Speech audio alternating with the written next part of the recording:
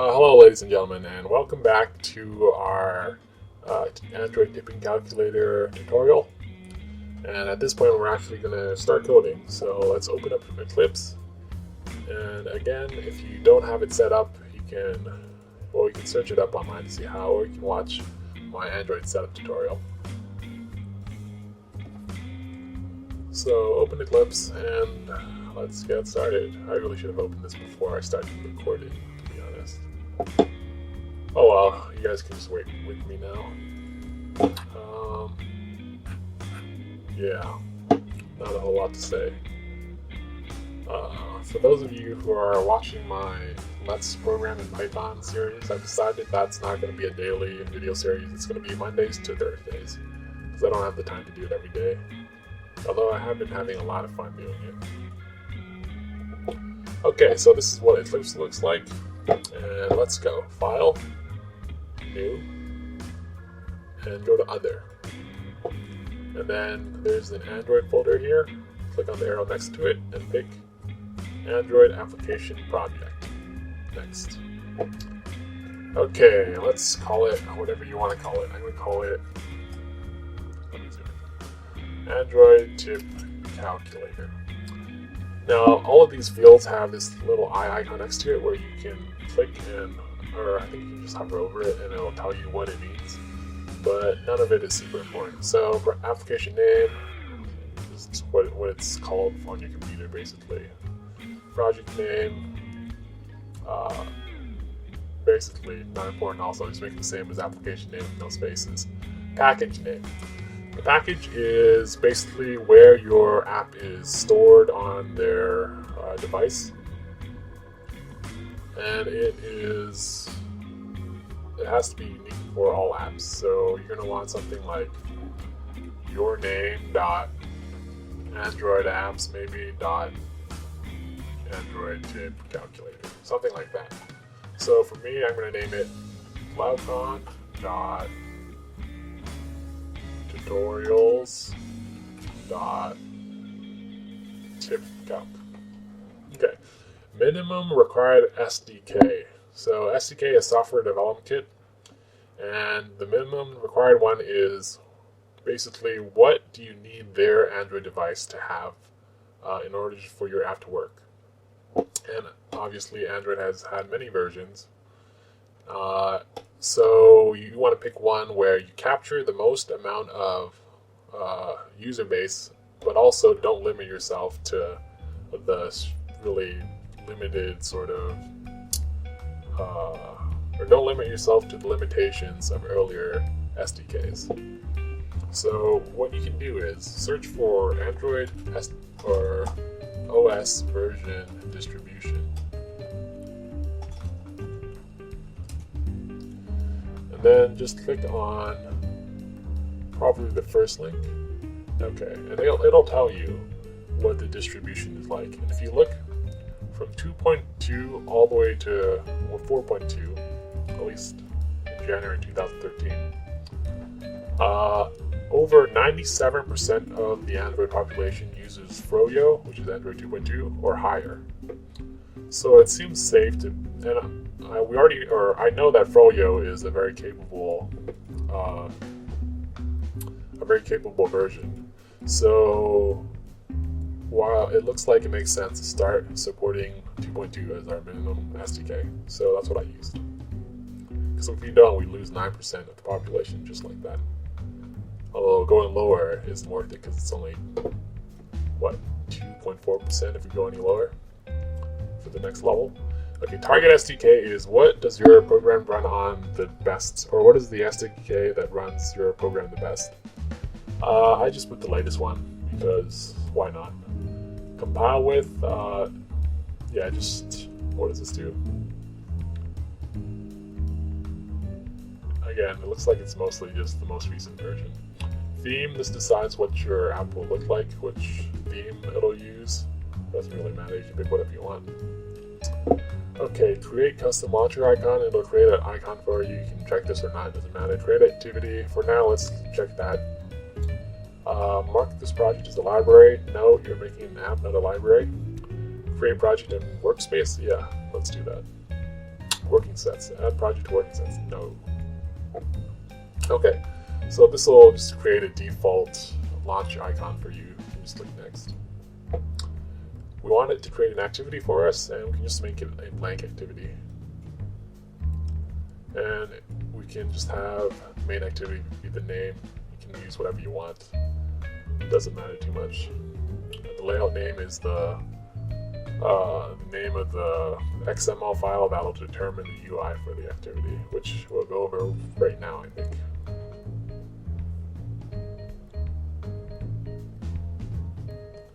Okay, so it created this app for you basically.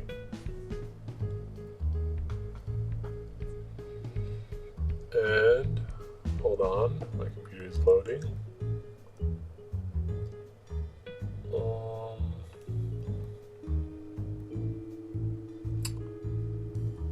Well, let's give it a sec. Okay, so it created this app for you, and all it has is hello world. And we're going to go ahead and delete that because it's useless to us. So one thing we should mention. The way you make Android apps is you have the option to create all of your graphic user interface inside of or with XML files. And XML is a language that is much easier to use and learn than Java is. And it's also a lot quicker to write. So it makes sense for us to take advantage of this fact. And it's one of the best reasons or one of the cool, cool attributes of Android coding.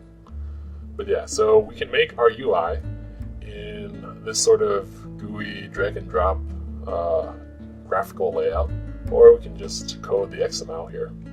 And we'll go over how to do both in this tutorial. And then later on, when we actually write the interaction, the programming stuff with Java, it'll use the UI that we made with XML. Okay, so let's go into the XML version tab for now and just delete everything. We're going to start fresh. And I think it makes a lot more sense to learn how to do the graphical layout for this and then learn the XML. So let's start with graphical layout. First thing we're going to add is a view, a background view. And I'll explain what that is in just a second. Go under, I think, layouts. Or maybe it's composite. Okay, great. Find the scroll view and drag it and then drop it right onto this gray square here. And now we have a view. And now that we're here, maybe I should talk about what a view is. The thing is, if I go into this, it's sort of a whole big thing about programming. And since I'm assuming you have no programming knowledge or very little, I don't know how long this is going to take. Okay, let's go over some basic programming concepts in Paint. And then we will probably cut the video and move on in the next video. Okay, so Java is an object-oriented language. That means it is a programming language that uses objects. An object is anything in programming that has attributes and methods. So basically, it is a thing. And that thing has things that describe it, which are attributes, and things that it can do, which are called methods. And, okay, how about this for an example? We can have a simple object like a number, or let's go with a string. A string is basically like this, letters. This is a string, and that is an object. And it has an attribute, or it has many attributes. One of them could be length. The length of the string would be an attribute. And it could have methods, for instance, like a pen, which would add another letter to it. So the length is something that describes the object, and append is something that the object can do. Let's try a different example. You can create your own objects. You can have like a tiger object that you code, and its attributes could be height, width, age, and its methods could be stuff like,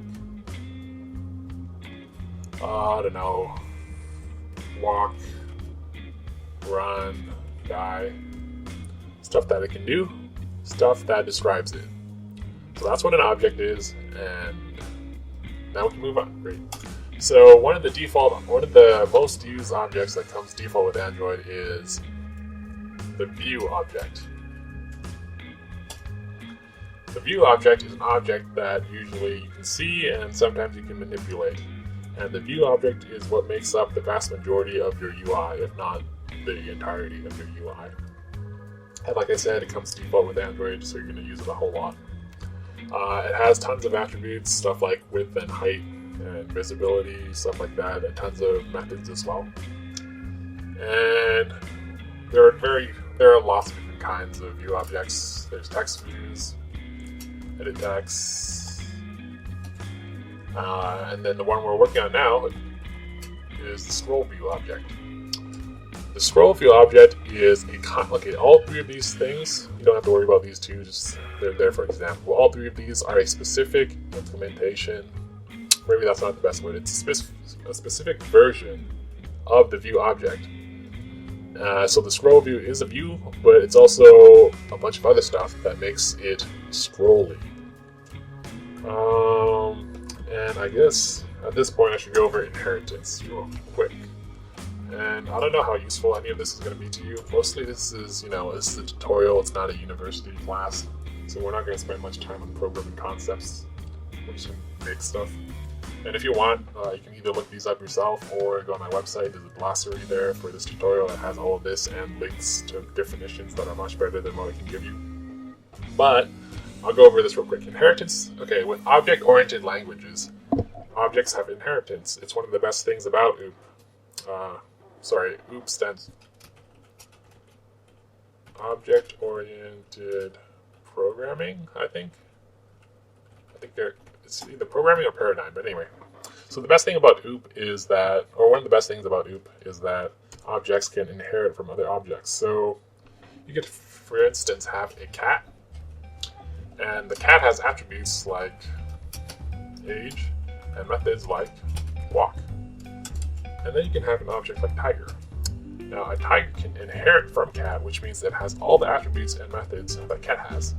But it also has its own specific tiger attributes like number of stripes. And its own specific tiger methods like, I don't know what do tigers do, roar, okay? And then, so the reason this is so great is that you have this basic object here, and then you can add to it without a lot of work. You can make another object that's also a cat object, but it is specifically a jaguar. It has all the attributes that a cat has, but it also has number of spots. And it can also pounce, which I guess a cat can too, but whatever, just an example. So as you can see, the tiger inherited from the cat, but it also has lots of stuff that makes it tigery. The jaguar inherited from the same cat, but it also has its own jaguar attributes and methods. So that's what inheritance is. Now, the view object is the base foundation object for the scroll view, but the scroll view also has a bunch of methods and attributes that are its own and that make it a scroll view. Okay? Okay, that was a mouthful. I'm going to cut the video here. Hopefully that wasn't totally just gibberish for you guys. And again, there are better resources to learn what all these programming concepts mean. We just need a very basic idea so we can move on with this tutorial. So I'm going to cut it, and then I'm going to continue.